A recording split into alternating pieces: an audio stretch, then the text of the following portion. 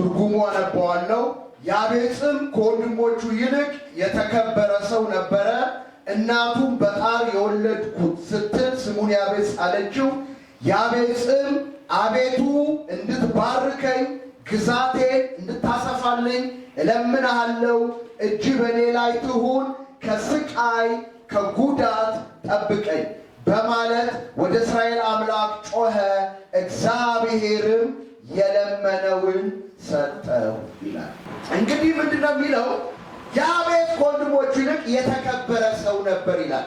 እንግዲህ አንደኛ ዜና 1 እስከ 10 ድረስ የዘር ቆጠራ ነው። ከአዳም ይጀምርና የዘር ቆጠራ ልክ ማቴዎስ ላይ እንደሚጀምረው እከሌ ከሌን ወለደ እንደሚለው አንደኛ ዜና ላይ የዘር ቆጠራ ውስጥ ይገባና 4:9 ላይ ሲደርስ የያቤጽ ወንድሞቹ ከነሱ ይልቅ የተከበረ ሰው እንደነበረ እናትየው ደግሞ በጣር እንደወለደችው ስሙን ያቤጽ እንዳለችው ይናገርና ያቤጽም ይልና አቤቱ እንድትባርከኝ አሜን አሜን አሜን እንድትባርከኝ ድንበሬን እንድታሰፋ እለምንሃለሁ።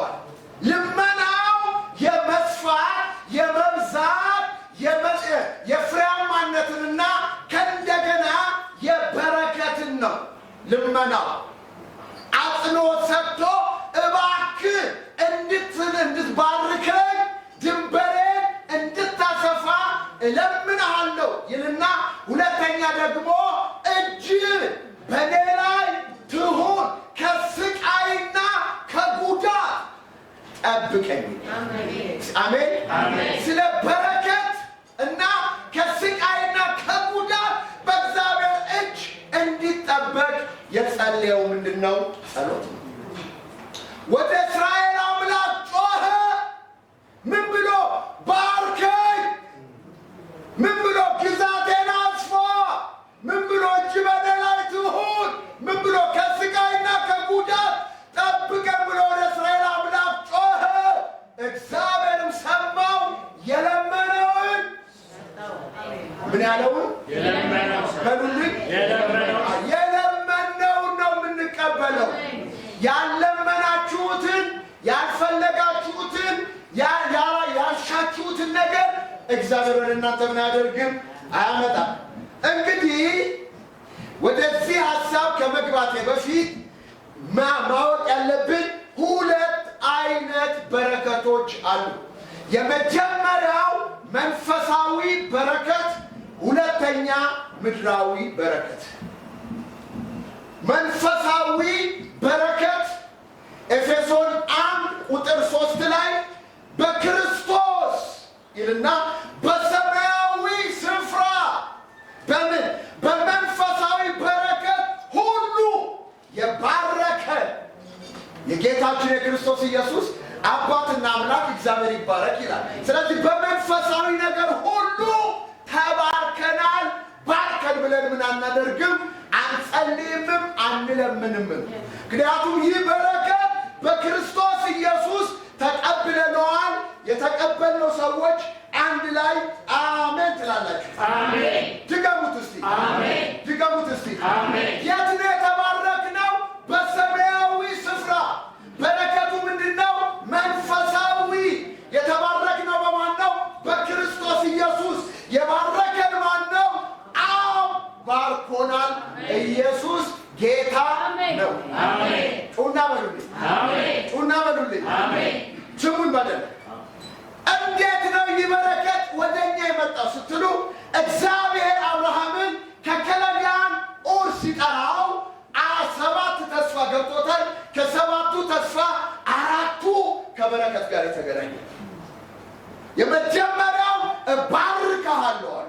እስቲ በሉት እባርክሃለሁ። ድገሙት እስቲ እባርክሃለሁ። እግዚአብሔር ሰው ሲጠራ ሊባርክ ነው። እባርክሃለሁኝ። ስለተባረክ ለበረከት ደግሞ ትሆናለህ። ሰው ሲባረክ ለበረከት ይሆናል። አሜን አሜን አሜን። ሲባረክ ለበረከት ይሆናል። እባርክሃለሁኝ። ከዛ አንተ ተባርከህ ለበረከት ትሆናለህ።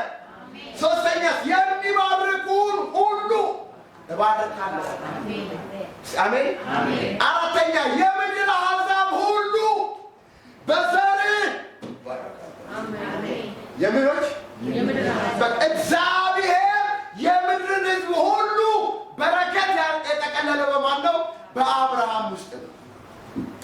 ስለዚህ የምድር አሕዛብ ሁሉ በአንተና በዘርህ ይባረካሉ አሉት። አሁን ገላትያ ላይ ሲናገር ምንድን ነው የሚለው?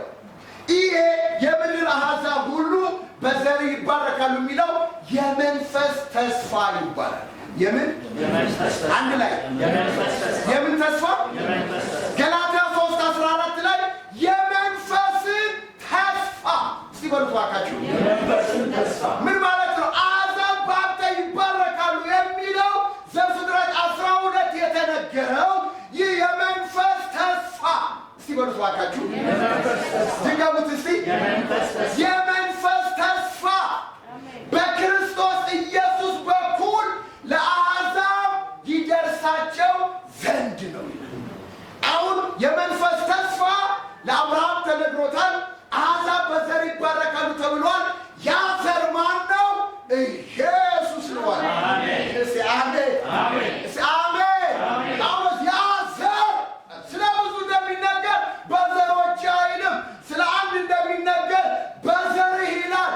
ያም ዘር ክርስቶስ ነው።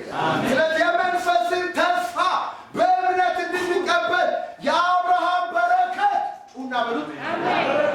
ኧረ በሉት እስቲ፣ በሉት እስቲ፣ በሉት እስቲ። አይገርምም? የመንፈስን ተስፋ በእምነት እንድንቀበል የአብርሃም በረከት። ኧረ ጩና በሉት እስቲ። እናንተ ሰዎች ጩና በሉት እስቲ። ድገሙት እስቲ። የአብርሃም በረከት በክርስቶስ ኢየሱስ በኩል ለአሕዛብ እንዲደርሳቸው ነው ይላል። በክርስቶስ በኩል ተቀብለናል፣ ተባርከናል። ኢየሱስ ጌታ ነው። ኢየሱስ ጌታ ነው። ከክፉ መንገድ እየመለሰ እንዲባርካቸው ብላቴናውን ሰደደው ነው። ስለዚህ አሁን ተባርኬያለሁ የሚል አንድ ሰው ምን ሆኛለሁ? በሉልኝ። ትባረካለህ አይደለም? ተባርኬያለሁ። እስቲ በሉት እስቲ። በሰማያዊ ስፍራ በሉ። በመንፈሳዊ በረከት ሁሉ የባረከኝ የጌታዬ የክርስቶስ ኢየሱስ አባት እግዚአብሔር ይባረክ።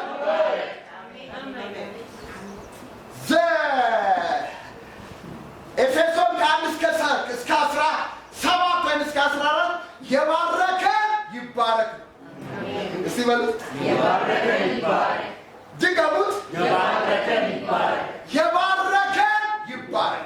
ጩና በሉት እባካችሁ። የባረከን ይባረክ። ድገሙት እስቲ። የባረከን ይባረክ። አሁን ተባርካችኋል። በምን? በመንፈሳዊ በረከት። ይሄ በረከት በክርስቶስ ኢየሱስ በኩል ነው የመጣው።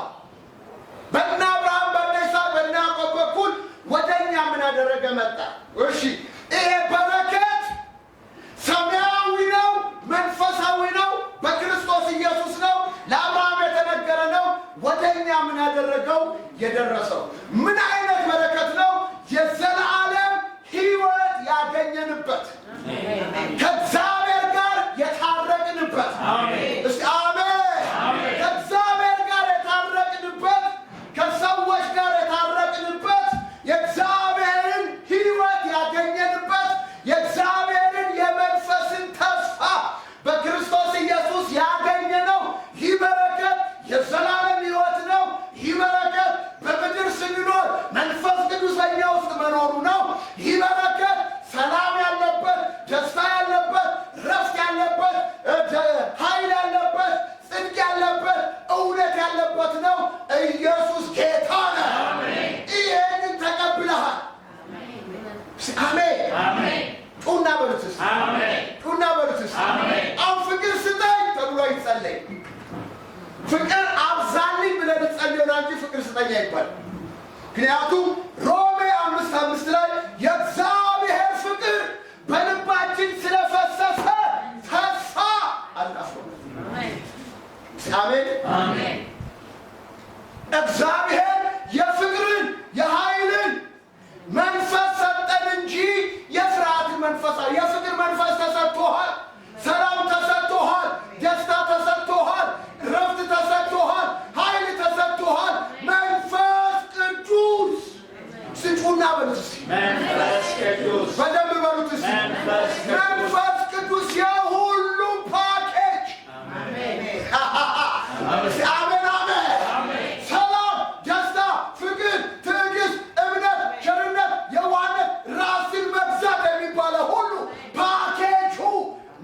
ያመስግን። አሜን።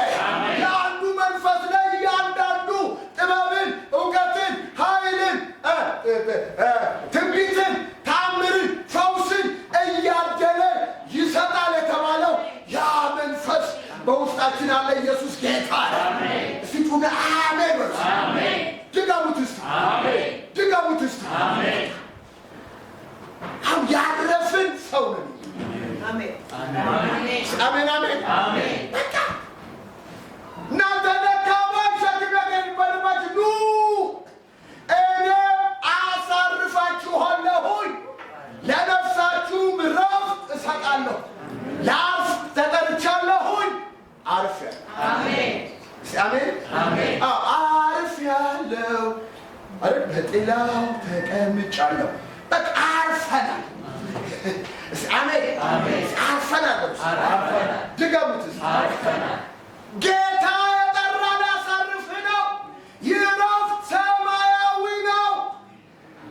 ኤላቫኒያ ሞንቶራዲያሶ ኢያሱ አሳርፏቸው ቢሆን ኖሮ በዳዊት አፍ አንድ ቀን አይቀጥርም ነበረ። እኛ ግን የተጠራን ወደ እግዚአብሔር ዕረፍት ገብተናል። እግዚአብሔር 6 ቀን ሰርቶ በሰባተኛው ቀን እንዳረፈ እኛም አርፈናል። ኤልያጎዶስ ምን ሆነናል? ምን ሆነናል? አርፈናል። ሰላም። ሃሌሉያ። ሰላሜን እተውላችኋለሁ፣ ሰላሜን እሰጣችኋለሁ። እኔ የምሰጣችሁ ሰላም ዓለም እንደሚሰጣችሁ አይነት አይደለም። የጌታ ሰላም ግርግር ባለበት ነገር ሁሉ ውስጥ ጸጥ ብሎ እንዲቀመጥ የሚያደርግ ነው። ኢየሱስ ጌታ ነው። ደስታ። አሜን። በቃ የደስታችን ምንጭ ኢየሱስ ነው። የደስታውን ደግሞ ውስጥ የሚያፍለቀልቀው መንፈስ ቅዱስ ይባላል። የእግዚአብሔር መንግስት ሲበሉት ምን ጽድቅ፣ ሰላም፣ በመንፈስ ቅዱስ የሆነ ደስታ። የእግዚአብሔር መንግስት ውስጥ ካለ ወደ ልጁ ፍቅር መንግስት ሲያፈልስ ከጨለማ ኃይል ነፃ አውጥቶ ወደ ልጁ ፍቅር መንግስት ሲያፈልስ የልጁ ፍቅር መንግስት ውስጥ ያለው ጽድቅ ይባላል። አሜን። ሰላም ይባላል። በመንፈስ ቅዱስ የሆነ ደስታ ኤሎኪንዳስ በምን የሆነ ምን በመንፈስ ቅዱስ የሆነ ደስታ። እዚህ ይሄ መንፈሳዊ በረከት እስቲ አሜን። መንፈሳዊ በረከት ተባረከ። አሁን ለዚህ አንጸልይም። ይሄንን ማጣጣምና በህይወት መግለጥ ነው የሚጠበቅብን። ማብዛት ነው። ኢየሱስ ጌታ። እስቲ በደንብ አሜን በሉ። በደንብ በሉ። አሁን ይሄ በረከት ሰማያዊ ነው። ሁለተኛ ምድራዊ በረከት ይባላል። እስቲ በሉት። ኧረ ቆም አትበሉልኝ። ድገሙት እስቲ። መንፈሳዊ በረከት ተባርካችኋል። ምድራዊ በረከትስ እሺ ብትሉ ብትታዘዙ የምድርን በረከት እስቲ በሉት። ረገጥ አድርጋችሁ ምን ታደርጋላችሁ? ኢሳይያስ 1:19 ላይ ያዕቆብን ስንመለከት ኪዳን ያለው ሰው ስለሆነ በሄደበት ሁሉ ባይዘወይ አብርሃምን የኪዳን ሰው 1:24 ላይ ምንድን ነው የሚለው? ዘፍጥረት 24 ቁጥር 1 ላይ አብርሃምም አረጀ ሸመገለ፣ እግዚአብሔርም አብርሃምን በነገር ሁሉ ባረከው። በነገር ሁሉ ሰማያዊ ነው፣ ምድራዊ ነው፣ ሁሉንም ነገር ባረከው። ሳቅን ተመልከቱ። ከኔ ጋር ናቸው። ሳቅን ተመልከቱ። ረሃብ ሆኖ ወደ ፍልስጤም ሊሄድ ሲል እግዚአብሔር ተገለጠለትና ወደ ግብፅ አትውጣ፣ በምል ምድር ተቀመጥ፣ ካንተ ጋር እሆናለሁ፣ እባርካለሁ። ምን አደርጋለሁ? በሉልኝ። እባርካለሁ። ይስሐቅን በዛ በረሃቡ ዘመን ዘራ፣ 100 እጥፍ አገባ፣ እግዚአብሔር ባረከው፣ ባለጸጋው አደረገው ነው። ለምን? የእግዚአብሔር በረከት በእነዚህ አሜን ከኔ ጋር ናችሁ? አሜን በሉ። እዚህ ሲቆፍር ውሃ ይወጣል። የኛ ነው ብለው ቢቀናቀኑትም ስጥና ብሎ ይቀይራል። እዚህም ሲቆፍር ይወጣል። አሴቅ ብሎ ሌላ ቦታ ሲሄድም ይቆፍራል፣ ይወጣል። ካሁን በኋላ ይገፍዝ ሮቦታ ነው ይላል። እነሱ መጡ። ለምን መጣችሁ? አባራችሁኝ የለም ወይ? ኖ እግዚአብሔር ካንተ ጋር እንደሆነ በእርግጥ አወቅን አሉት። ኢየሱስ ጌታ ነው። በረከት እስቲ ጩና በሉት፣ ጩና በሉት እስቲ። የአባቶች በረከት፣ የአባቶች በረከት በኮረብቶች ላይ በተራሮች ላይ በለም እርሻ ካለ ፍሬያማ ከሚያደርግ ነገር ሁሉ የሚበልጥ የአባቶች በረከት፣ የአብርሃም በረከት፣ የይስሐቅ በረከት፣ የያዕቆብ በረከት። በደም አሜን ነው። ያዕቆብን ተመልከቱ። ያዕቆብ በትር ይዞ ሄደ። ከዛ ቀጥሎ በትር ይዞ ሄደ። እግዚአብሔር ከያዕቆብ ጋር ስለነበረ የላባ በጎች ጥቂት ነበሩ። ያዕቆብ በመምጣቱ ላባ ፍሬያማ ሆነ፣ ተባረከ። በደንብ ስሙ። ምን ብሎ ተናገረ ላባ? ያዕቆብ እስከ መቼ ላንተ እሰራለሁ? አሁን ለራሴ እሰራለሁ፣ ይሄዳለሁ ሲል ላባ እንዳትሄድ፣ በአንተ ምክንያት እግዚአብሔር ባርኮኛል፣ የፈለግከውን ደሞዝ ጠይቀኝ እሰጥሃለሁ አለ። እስቲ በደንብ አሜን። በአንተ ምክንያት ማለት አንድ ላይ ኪዳን ካለ በረከት ይከተልሃል፣ ይጣበቅብሃል፣ ያገኘሃል። ኢየሱስ ጌታ ነው። በአንተ ምክንያት ነው የተባረኩት አለ። ታውቃላችሁ፣ ከ20 ዓመት በኋላ ሲመለስ በትር ብቻ ይዤ ሄድኩኝ። ለባሪያ ካደረግከው ቸርነትና ምሕረት፣ አሜን አሜን። ምንና ምን? ለባሪያ ካደረግከው ቸርነትና ምሕረት አንድ የማይገባኝ ሰው ነበርኩኝ። በትር ይዤ ሄድኩኝ። ስመለስ የሁለት ክፍለ ሰራዊት አደረከኝ ይላል። ዛሬ ይህ በረከት በእናንተ ላይ ይቀመጥ። አሜን በሉ። የአባቶች በረከት አናታችሁ ላይ ይቀመጥ። በጻድቅ ራስ ላይ በረከት አለ እንደሚል የበረከት መንፈስ የአባቶቻችሁ እናንተ ላይ ይቀመጥ። እስቲ አሜን በሉ። በደንብ ነቅንቃችሁ አሜን በሉ። ዮሴፍን ተመልከቱ። ተሸጦ ግብፅ ሄደ። በሰውኛ ፕሮግራም፣ በመለኮታዊ ፕሮግራም እግዚአብሔር ለአብርሃም የገባውን ኪዳን ዘፍጥረት 15:18 ላይ ሊያስፈጽም ሄደ ይላል።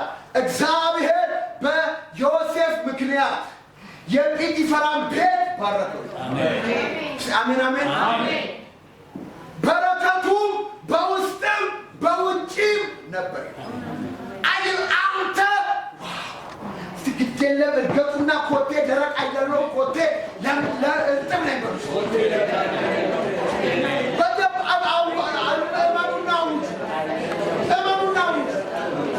እመኑና አውጁ። ኮቴ ደረቅ አይደለም። ኮቴ እርጥብ ነው የሚበሉት። አሜን አሜን። የምትገቡበት መስሪያ ቤት፣ የምትገቡበት ቸርች፣ የምታገለግሉት አገልግሎት፣ የምትሄዱበት አገር ሁሉ በእናንተ ምክንያት መባረክ አለበት። ኢየሱስ ጌታ ነው። ኢየሱስ ጌታ ነው። እናንተ ሰዎች ተፈቱና በደንብ አሜን በሉልኝ። በደንብ በሉልኝ። በደንብ በሉልኝ። ላባ የተባረከው በያዕቆብ ምክንያት ነው። ያውቃል። በአንተ ምክንያት እግዚአብሔር ባርኮኛል፣ ከኔ አትሂድ፣ የፈለግከውን ደሞዝ ጠይቀኝ እሰጥሃለሁ አለው። በኢየሱስም የምትገቡበት ቦታ ሁሉ በእናንተ ምክንያት የተባረከ ይሆን። በዮሴፍ ምክንያት እግዚአብሔር የጲጢፋራን ቤት ባረከው ይላል። ይገለም ዛሬ ለበረከት ያድርጋችሁ፣ ለበረከት ያድርጋችሁ፣ ለበረከት ያድርጋችሁ፣ ወደ እርጥብ ያድርጋችሁ። ስትሄዱ እግዚአብሔር ተገድሏችሁ ይውጣ።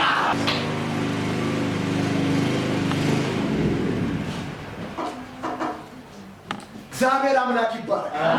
በደንብ በሉልኝ። በደንብ በሉልኝ። ስለዚህ ምናልባት በረከት ብዬ ረጅም ሳምንት እዛኛው ቸርች ዛሬ 3 ዓመት 4 ዓመት በደንብ አገልግያለሁ።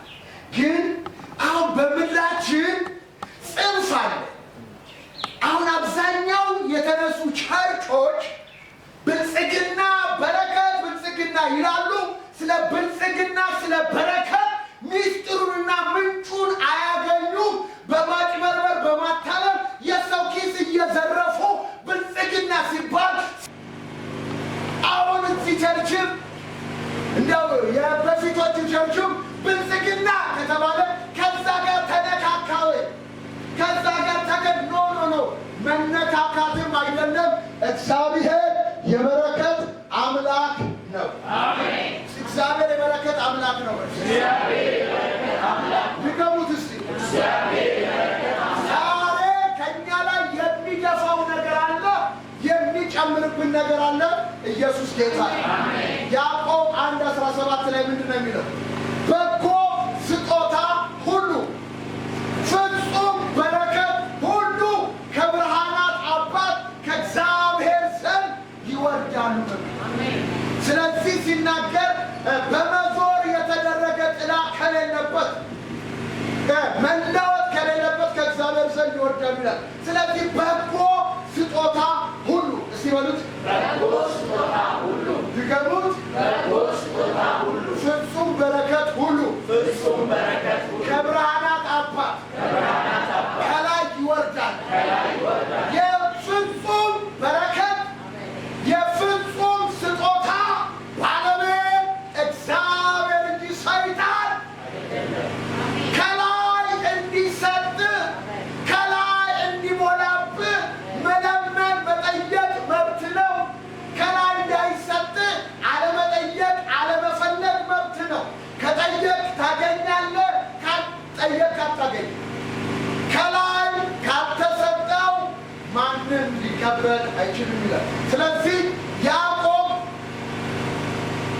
ኪዳናዊ በረከት ይከተለው ስለነበረ ሁሉን አግኝቷል። በደንብ ስሙ። ነገር ግን ያቦቅ በሚባል ወንዝ ላይ ሁሉን አሳለፈ። 4 ሚስቶችን አሳለፈ። ደርዘን ልጆችን 11 ልጆችን አሳለፈ። በጉንም ሀብቱንም ሁሉም አሳለፈ። ብቻውን ቀረ ይላል። በዛም ሌሊት ከእግዚአብሔር ጋር ታገለ። እግዚአብሔርንም ጠየቀው። ምን ብሎ? ካልባረከኝ አልለቅህም። እስቲ በሉት፣ ድገሙት እስቲ። ምን አይነት በረከት ነው? ስሙን። ቁሳዊ በረከት አይደለም፣ ሚስት አይደለም፣ ልጅ አይደለም፣ ከብት አይደለም፣ አህያ አይደለም፣ ግመል አይደለም።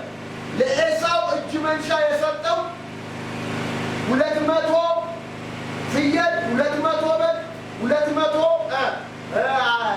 ግመል፣ አህያ ምኑ የሚላቡ ከብቶች እጅግ ብዙ ነው። ለቁጥር ይታክታቸዋል። እጅ መንሻ የላከው ከእጅ መንሻው ሌላውን ሁሉ አሳልፎ ብቻውን ቀረ። እግዚአብሔርም ምን አለው? ሊነጋ አቅላልቷልና ልቀቀኝ አለ። ልቀቀኝ ሲለው ካልባረከኝ አልለቅህም። አሜን አሜን። እግዚአብሔር ሊነጋ ነው። አሁን ሌሊቱን ሙሉ ታግለሃል። አሁን ሊነጋ አቅላልቷልና ልቀቀኝ። ይሄ ደግሞ ካልባረከኝ አልለቅህም አለ። ምን ካላልከኝ? በግልጽ ካልባረከኝ አልለቅህም አለ። ስም ማን ነው ሲለው ያዕቆብ አለ። ከእንግዲህ በኋላ እስራኤል ትባላለህ። ከሰው ጋርም ከመላእክት ጋርም ታግለህ አሸንፈሃል አለው። በዛም ቦታ ባረከው፣ ስሙንም ቀየረው። ፀሐይ ወጣለት፣ ጲኔል የሚል ስም በዛ ቦታ ተሰጠ። አይ ካልባረከኝ አልለቅህም። እስቲ በሉት እስቲ ድገሙት እስቲ። ይህ በረከት ግን ሰማያዊ በረከት ነው። አንተ የተቀበልከው በክርስቶስ ያገኘኸው በረከትን ያዕቆብ ታግሎ አገኘው። አንተ በክርስቶስ ኢየሱስ አግኝተኸዋል። አሁን ግን እኛ የምንጠይቀው ምን አይነት በረከት ነው ሲባል ምድራዊ በረከት። የምድር በረከት እስቲ በሉት እስቲ ይሄ ነገር መዝሙር 109 አውጡልኝ።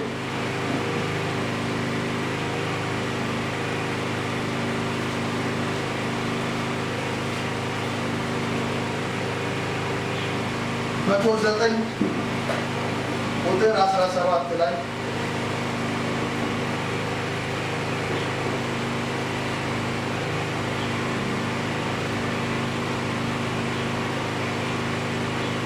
ይሻበበልኝ መርከብን ወደደ ወደ እርሱም ቀረበች፣ በረከትን ጠላ ከእርሱም ራቀች። አሁን አንድ ነገር ልንገራችሁ፣ ወደ እኔ ሁኑ። ይኸውላችሁ አሁን በአብያተ ክርስቲያናቶች እንድንባረክ ከተፈለገ በረከትን መውደድ መርከብን መጥላት አለ። እኔ ጋር ናችሁ? ምንም መጥላት በሉልኝ። ምን ማድረግ አለብን? ምንም መውደድ አለብን። በደንብ ስሙ። እዚህ ቦታ ላይ መርከብን ወደደ ወደ እርሱ መጣች ይላል። ከዛ እንደ ልብስ ለበሳት። እኔ ጋር ናችሁ? መርከብን እንደምን ለበሳት? እንደምን እንደ ልብስ ለበሳት፣ እንደ ውሃ ጠጣት ይላል አይደል? እንደ ዘይትም ባንጀቱ ገባች። በቃ ያ ሰውዬ በሕይወቱ ዘመን ሁሉ በትዳር በሉት፣ በኑሮ በሉት፣ በልጅ በሉት፣ በጤንነት በሉት፣ በሁሉ ነገር የዛ ሰውዬ ሕይወት እስከ ፍጻሜው በመርከብ ውስጥ ያለ ሰው ነው። ኤርምያስ ላይ ይመስለኛል በዘመኑ ሁሉ ያልተሳካለት የተረገመ ሰው ትባላለች። እኔ ጋር ናችሁ? በዘመኑ ሁሉ ያልተሳካለት የተረገመ ሰው ትባላለች። ስለዚህ መርከብን ስለወደደ እንደ ልብስ ለበሳት፣ እንደ ውሃ ጠጣት፣ ወደ አንጀቱ ገባች፣ እንደ ዘይት ጠጣት፣ ወደ መንፈሱ ሁለንተናው በመርከብ ቁጥጥር ውስጥ ሆነ። እኔ ጋር ናችሁ? የወደድከው ያገኛል። መርከብን ከወደድክ መርከብ ያገኛል። በረከትን ከወደድክ በረከት ያገኛል። ባጭሩ ከጎን ያለው እየተግባባን ነው ወይ? አያችሁ? ስለዚህ ነገሩን ብንቀለብሰውስ መርከብን ጠላ ከእርሱ ምራቀች። እስቲ በሉት ድገሙት። ከዛስ በረከትን ወደደ ወደ እርሱ ቀረበች። ኧረ በሉት እስቲ። ከዛ እንደምን ለበሳት? ምን እንደምን ጠጣት? ወደ ውስጡ ገባች። እንደምን እንደ ዘይት ጠጣት፣ ወደ አንጀቱ ገባች። እግዚአብሔር በዚህ ይባርከን። አሜን። በደንብ በሉ። አሜን። ይባርከን በዚህ። አሜን። እግዚአብሔር በዚህ ይባርከን። አሜን። እግዚአብሔር በዚህ ይባርከን። አሜን። ለምን ስትሉ እግዚአብሔር የበረከት አምላክ ነው። እግዚአብሔር ሕዝቡን የሚጠራው ሊባርክ ነው። ስለዚህ በጻድቅ ራስ ላይ ይላል። እስቲ እጆቻችሁን ቀኛችሁን በጭንቅላታችሁ ያስቀምጡ። በእኔ ራስ ላይ በረከት አለ። በእኔ ራስ ላይ በረከት አለ። ድገሙት እስቲ። በእኔ ራስ ላይ በረከት። ምሳሌ 10 ቁጥር 6 ላይ በጻድቅ ራስ ላይ በረከት አለ፣ ይኖራል፣ አለ ነው። ስለዚህ ወንድሞቼ እህቶቼ፣ አንተ አንቺ እኔ ጻድቅ ነን ወይስ ጻድቅ አይደለም? በሉልኝ በሉልኝ። ጻድቅ ከሆንን በእኛ አናት ላይ ያለው የሰይጣን መርገም ሳይሆን የእግዚአብሔር በረከት ነው። ኢየሱስ ጌታ ነው። ኢየሱስ ጌታ ነው። በጻድቅ ራስ ላይ በረከት አለ ነው የሚለው። የማን በረከት? የአምላክ የአባት በረከት አለ። ኢየሱስ ጌታ ነው። ይህ በረከት ነው ወደ ክንውን የሚያመጣ ኤልያቦሳ ሲበለም አሜን። ይህ በረከት ወደ ክንውን ያመጣሃል። በጻድቅ ራስ ላይ በረከት አለ። የእግዚአብሔር በረከት ደግሞ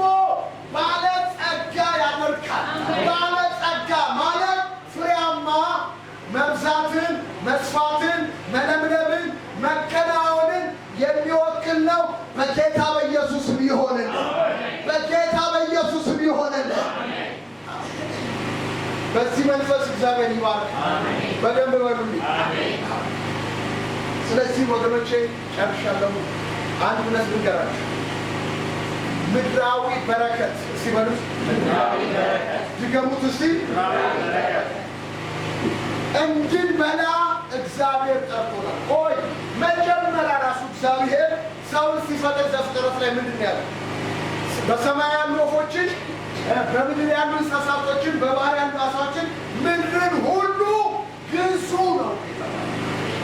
ስለዚህ ሰው እንዲገዛ፣ እንዲያስተዳድር፣ እንዲከናወንለት ነው የእግዚአብሔር የመጀመሪያው ዓላማውና ሀሳቡ።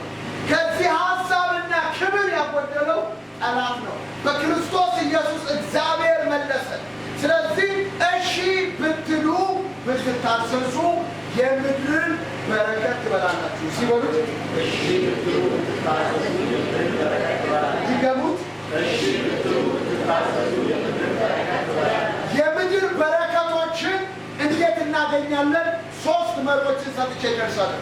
የመጀመሪያው የምድር በረከቶችን የሰማይ አምላክ እንደወደደ እንደፈቀደ በግል ሕይወት፣ በቤተ ክርስቲያን፣ በቤት፣ በመስሪያ ቤት፣ በቢዝነስ ይመጣና መለኮታዊ በረከት ምን ያደርጋል? ይባላል።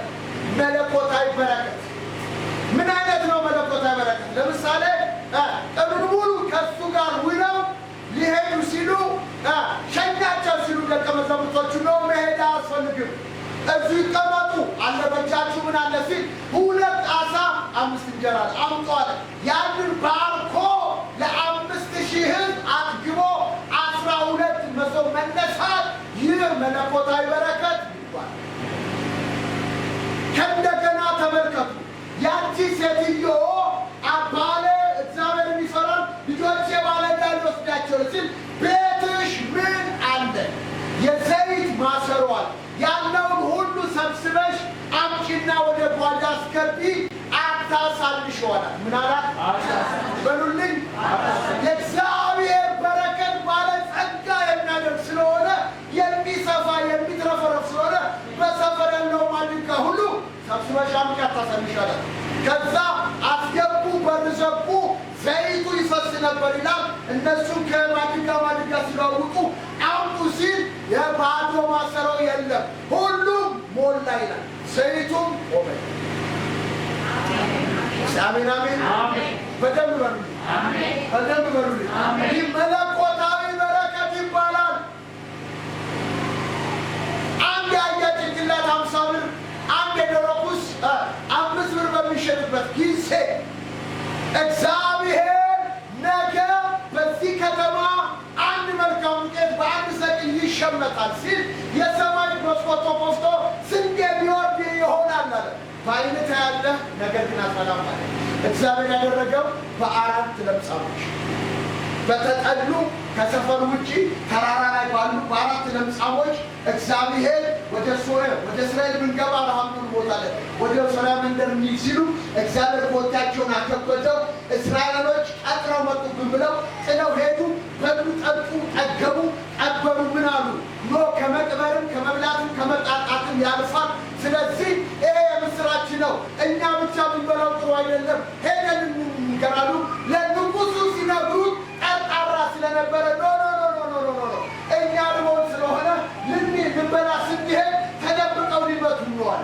ሰው ላከ፣ በዝብዘው መጡ። መጽሐፍ ቅዱስ እንዲህ ይላል፣ እስራኤሎችም ወጥተው የሶርያን መንደር በዘበዙ። እንደ እግዚአብሔር ቃል አንድ መልካም ዱቄት በ1 ሰቅል በማግስቱ ተሸመተ። ይህንን ያደረገው ዛሬ እግዚአብሔር አሜን አሜን። እግዚአብሔር ይባርካል። ድገሙት እስቲ። መለኮታዊ በረከት አለው። በዓይናችን አይተናል። በሕይወታችንም በቤተ ክርስቲያናችንም በምድራችንም ሲሰራ አይተናል። እግዚአብሔር ደመና ማታየው፣ ንፋስ ማታየው፣ ይህ ሸለቆ ውሃ ይሞላል አለ። እግዚአብሔር ደመና አያስፈልግም፣ ዝናብ ከእንደገና ምድር ቆፍሮ ውሃ ማውጣትም አያስፈልግም። ከኤዶምያስ ምድረ በዳ መጣ። እነርሱ የቆፈሩበትንም ሸለቆ ሞላ ይላል። ዛሬ እግዚአብሔር ይህን መንፈስ ወደ ቤታችሁ ያምጣ፣ ወደ ነገሮቻችሁ ያምጣ፣ ወደ ጉድለታችሁ ያምጣ። መለኮታዊ በረከት እስቲ በሉት፣ በሉት እስቲ መለኮታዊ በረከት፣ አምራታዊ በረከት። እስቲ በደንብ አሜን በሉት፣ አሜን፣ በደንብ በሉት፣ አሜን። ያዘጋጃል እኮ እንድናምነው እግዚአብሔር ይፈልጋል። አሁን እኮ እኛ ዘግተነዋል። በረከት የሚባለው ቆልፈን እንኳን ልንለምነውና ከአይምሯችን በረከት የሚባለው ነገር በረከት ሲባል ብልጽግና ሲባል ለሌላ ሰጥተነዋል። የሌላ ወንጌል ነው። እግዚአብሔርን የምናመልከው ከሆነ እግዚአብሔር ይበረከታል። የጠራን ሊባርከን ነው። ኢየሱስ ጌታ። ስለዚህ መለኮታዊ በረከት አለ። ምን አለ? መለኮታዊ በረከት። ሁለተኛ የእጆችህን ስራ ይባርክ። ሁለተኛ በረከት በእጆች ስራ። ስለዚህ ምንም ይሁን ስራ ጀምሩ፣ በእግዚአብሔር እመኑ። እግዚአብሔር ሊባርክ ሲፈልግ በእጅ ምን አለ ይላል። ምንም ጥቂት ስሙን፣ ጥቂት ዘይት፣ ጥቂት ዱቄት ምን አለ ቤት ይችላል። ጥቂት ዘይት ነው፣ ጥቂት ዱቄት ነው አለ። አምጪው አላት፣ ሰጠችው። ከዛ በኋላ 3 ዓመት ተኩል እሷም ኤልያስም ልጇም በሉት ይላል። ከማድጋው ዱቄቱ ከማሰሮ ዘይቱ አልጎደለም ይላል። እግዚአብሔር ጥቂቱን ያበዛል፣ ጥቂቱን ይባርካል። ይህ መንፈስ ወደ ቤት ይምጣ። ይህ መንፈስ ወደ ቤት ይምጣ። የረድኤት ጋሻ ነው። የረድኤት ጋሻ ነው። የረድኤት ጋሻ ማለት ለጻድቅ ያለው ጥቂት ነገር ከአመፅ ካለው ከብዙ ነገር ይሻላል። ለምን? ጥቂቷን እግዚአብሔር ይባርካል፣ ያበዛል። 5 እንጀራ ለ5,000 ጥቂት ዱቄት፣ ጥቂት ዘይት 3 ዓመት ተኩል። ይሄ መለኮታዊ በረከት ነው። ኢየሱስ ጌታ ነው። ስለዚህ ዛሬ በጌታ በኢየሱስ ክርስቶስ ስም በእጆቻችሁ ስራ ላይ እግዚአብሔር የሞገስን ዘይት ያፍስስ፣ የሞገስን ዘይት ያፍስስ። በእጆቻችሁ ስራ ላይ በረከት ይዘዝ። የምትነኩት ሁሉ ይባረክ።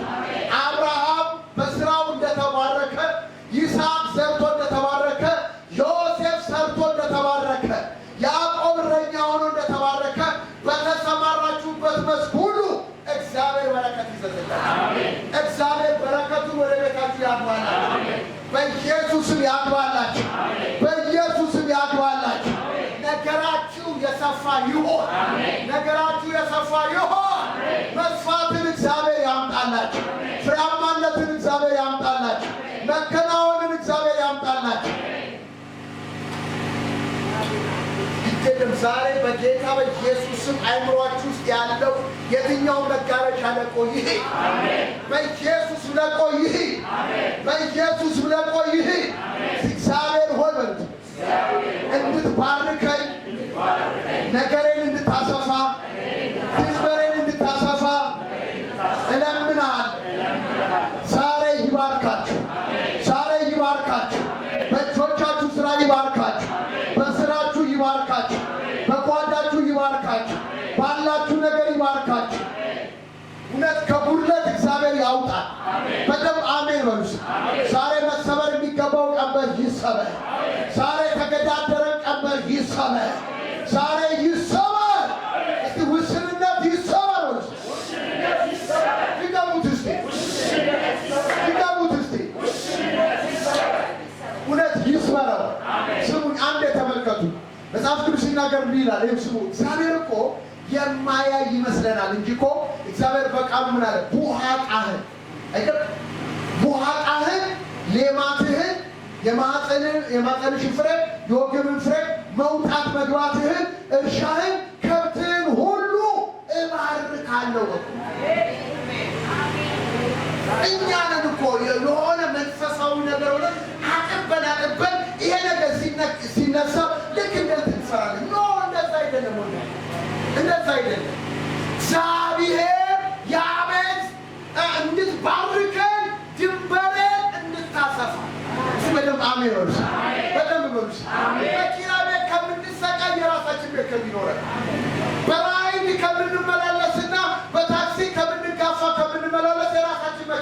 ከሚኖር ሰው ድርጅት ውስጥ እውቀትና ችሎታ ኖረ ተቀጥረ ገንዘብህ ያንተ እውቀትና ያንተ ድካም ያንተ ችሎታ ለነሱ ገንዘብ ያመነጫል። አንተ ከነሱ የሆነ ነገር ትሰፈልልሃለች። ያችን ይዘህ ከወር ወር ትኖራለህ። በኢየሱስም ከዚህ መውጣት ይሆን መስፋት እስቲ በሉት እስቲ ትገሙት እስቲ መስፋት ሰብረን እንውጣ። ውስንነትን ሰብረን ውጣ። ውስጥ ይቆጭ። መጽሐፍ ቅዱስ ምንድን ነው የሚለው? መጽሐፍ ቅዱስ እኮ አቤቱ እንድትባርከኝ ድንበሬን እንድታሰፋ እግዚአብሔር የመስፋፋት የፍሬያማነት የብልጽግና የስኬት የውጤታማነት አገልግሎትና ሕይወት ትዳርና ኑሮ ነው ያለው። ኢየሱስ ጌታ ነው። ከዚህ ውጭ የሚገድ መንፈስ ይመታ፣ የሚቋቋም መንፈስ ይመታ፣ የሚያስጨንቅ መንፈስ ይመታ። እስቲ ይመታ በሉስ ትገባው እስቲ እግዚአብሔር አብርሃምን ከከለዳውያን ካወጣ በኋላ ከነዓን አስገብቶት እንቺን ምድር ለአንተና ለዘርህ ለዘላለም እሰጥሃለሁ አለው። ዓይንን አንስተህ ወደ ሰሜን ተመልከት። ዓይንን አንስተህ ወደ ደቡብ ተመልከት። ዓይንን አንስተህ ወደ ምስራቅ ተመልከት። ዓይንን አንስተህ ወደ ምስራቅ ተመልከት። በዛም ተንቀሳቀስ። ወደ ተመለከትክበት ቦታ ተንቀሳቀስ። እንቺን ምድር ለአንተና ለዘርህ ርስት አድርጌ አሜን አሜን ያሳይሃል። እንድታምን ያደርግሃል። እንድትስፋፋ ያደርግሃል። ኢየሱስ ጌታ ነው። ኢየሱስ ጌታ ነው። ውስንነት ዛሬ ይመታ። ከቸርች ያለው ውስንነት ይመታ። ከትዳር ያለው ውስንነት ይመታ። ከኑሮ ያለው ውስንነት ይመታ። ሁለት እግዚአብሔር ሰብሮ ያውጣል። በደንብ በሉ። እንጀለም እግዚአብሔር ዛሬ መጥቷል ያውጣሽ። እግዚአብሔር ዛሬ መጥቷል ያውጣሽ። ሃሌሉያ ሃሌሉያ። ድንበሬ እንድታስፋፋ ለምንሃለሁ አለ እግዚአብሔር። ብልጽግና ወንጌል ነው። የብልጽግና ጸሎት አላለው። አሜን አሜን። መስፋፋት ይሁን፣ መስፋፋት ይሁን፣ መስፋፋት ይሁን፣ መስፋፋት ይሁን። ሲባረክ ነው ሰው ቁጥር አንድ ቁጥር ሁለት እያለ ስጋ ቤትም ሱቅም የተለያየ ነገር የሚከፍት ያልተባረከ ያችን ነው። ዛሬ በኢየሱስም ይባርከን። እውነት ዛሬ ይባርከን። መስፋፋት ይሁንልን፣ መዘርጋት ይሁንልን፣ መለቀቅ ይሁንልን።